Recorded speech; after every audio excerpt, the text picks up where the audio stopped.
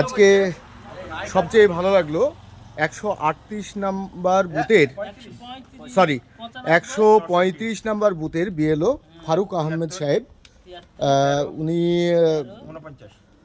Primary স্কুলের একজন শিক্ষক। সুন্দরভাবে দেখুন এরিয়ায় গিয়ে তেনার যে ফর্মগুলো সেগুলো বিলি করছেন, যেগুলো দেওয়ার দরকার।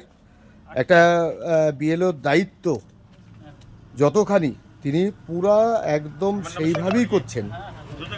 এবং এই যে গ্রামের মানুষ, আর এনাকে তো চিনছেন, আমাদের লতিফ ভাই, তো উনি অবশ্যই সাহায্য করছেন। আচ্ছা বিএলও সাহেব, বিএলও সাহেব, তো আপনার বলেন মানুষের প্রতিক্রিয়া কেমন এই বিষয়টাই? মানুষের প্রতিক্রিয়া খুবই ভালো। মানুষ নিজের ইচ্ছায় এসে ফর্ম আমার সঙ্গে কালেকশন করছে, সবাই, কোনো অসুবিধা নেই। হ্যাঁ, আর যে ডকুমেন্টসগুলো অতিরিক্ত জেরক্স টেরক্স করছে, এটা কি ঠিক মনে হচ্ছে? অতিরিক্ত জেরক্স করার কোনো দরকার নেই। যখন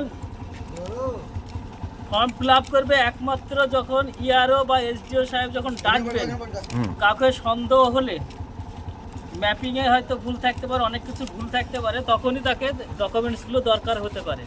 তার আগে কোনো ডকুমেন্টসের দরকার নেই, শুধু ফর্মটা জমা দিলেই, সুন্দরভাবে ফিল আপ করে জমা দিলেই হয়ে যাবে।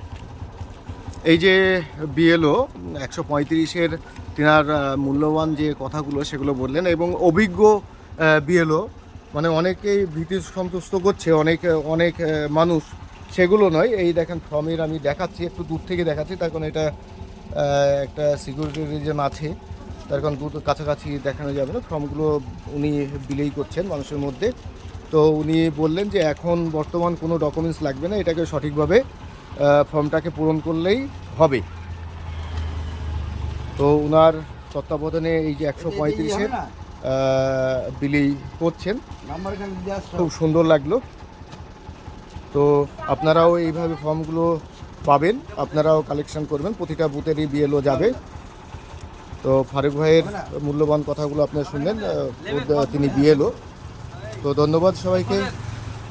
ভয় ভীতির কারণ নেই। যদি কোনো অসুবিধা হয় পরবর্তীকালে আপনাদেরকে ডাকবে, তখন আপনাদের ডকুমেন্টসগুলো দেবেন। ধন্যবাদ ফারুক ভাইকে। ফারুক ভাই ধন্যবাদ।